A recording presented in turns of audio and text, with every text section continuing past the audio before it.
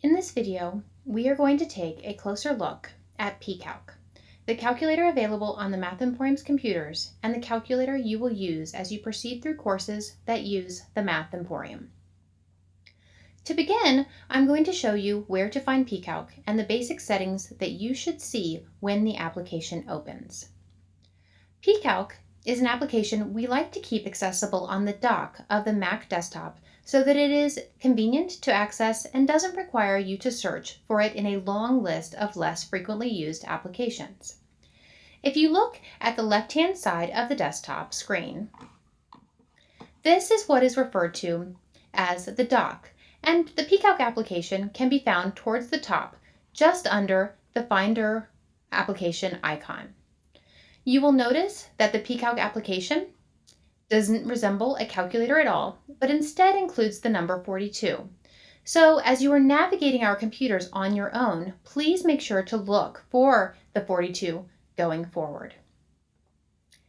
To open PCalc from the dock, all you need to do is hover the mouse cursor over the application and click once for it to open.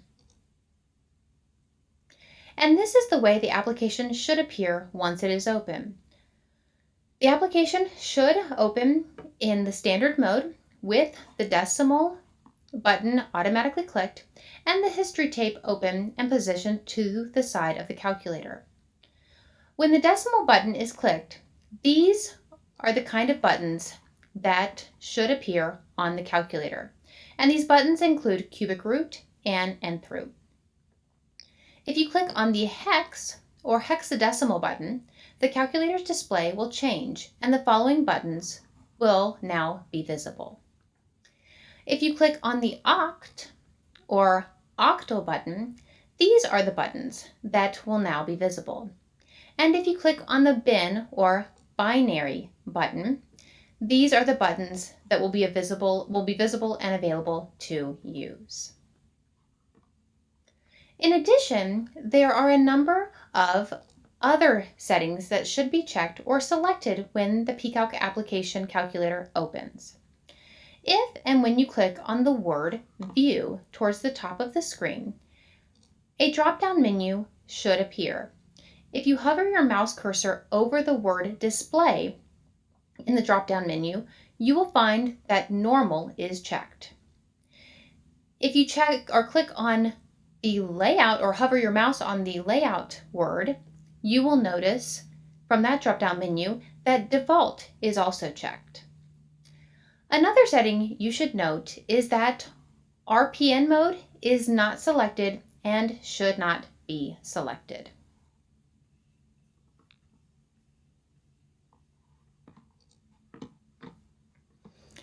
The next thing we are going to look at are situations where you might make an error in the buttons that you are clicking on the calculator and what to do in those situations. So, for example, say you want to compute 12 plus 34. However, instead of typing 3 then 4, you click 4 then 3. To avoid having to clear the calculator or start over, you can instead click Command Z on the keyboard, and this will undo the last step that you entered, so that you can correct this simple mistake and get the answer you desire. This can also be clicked multiple times to get you back to the original settings if you find yourself in a mode that you didn't intend to select and it won't clear. The next item I want to show you is the history tape window next to the calculator. This can be opened and closed by clicking on the tape button from within the calculator and is a helpful feature that basically serves as a history. So for example, say you want to raise 8 to the negative third power. We'll click 8, x to the n, parentheses 3, negative, close the parentheses, and what you're seeing is this is appearing in the tape's history. When I click enter, you should get the desired answer that you are looking for, and the operations should be correct. The next item I want to show you is how to input a negative number. To do this, instead of pressing the plus minus button on the calculator before the number, you will instead press the number first and then click on the plus or minus button.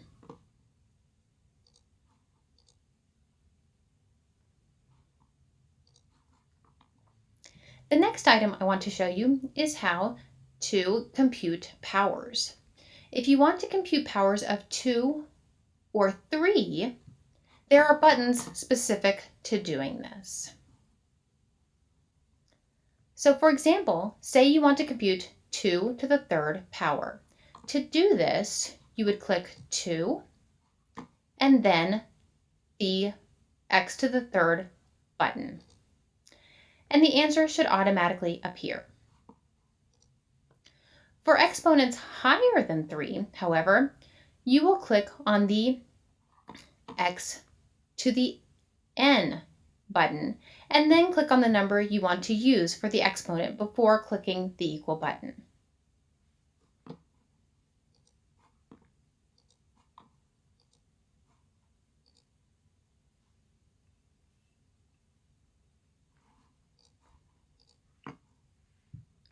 The next item I want to show you is how to use parentheses correctly on the calculator, and for this we are going to work with the equation that is now on the screen. To enter this equation, we would click parentheses 30, the second button, sine plus 1, close the parentheses, divide, open the parentheses, open it again, 2 to the fourth, close the parentheses, plus 1, close the parentheses again, and then click enter. And this is the desired answer that you should receive.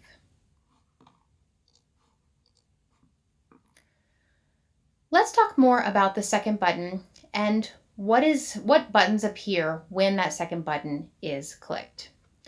When the second button is clicked, you will see trig functions, inverse trig functions, logarithmic functions, e to the x,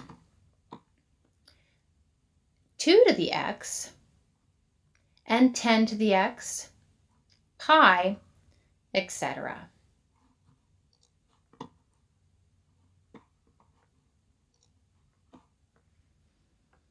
Next, let's talk about the function ln, or natural logarithm. You can find this by clicking the second button, and you can see that log base e is the same as ln. So let's use it in the example ln of 2.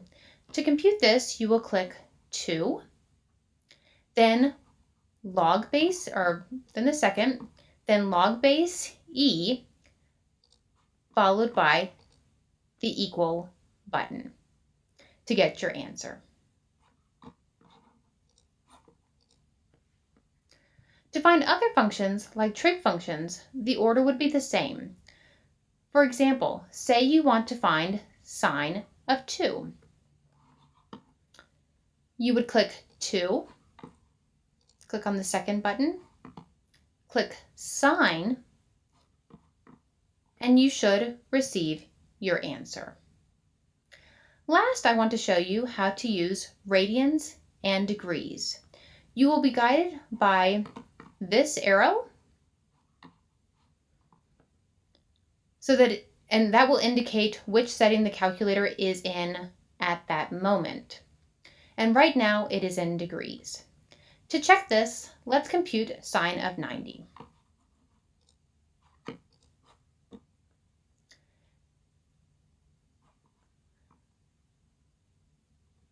So we're going to click 90, second, sine, and that should give you 1.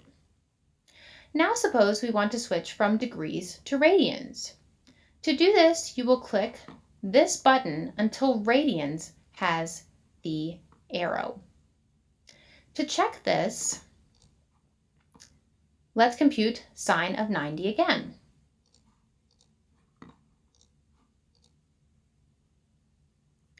And that is the answer, and it's not 1.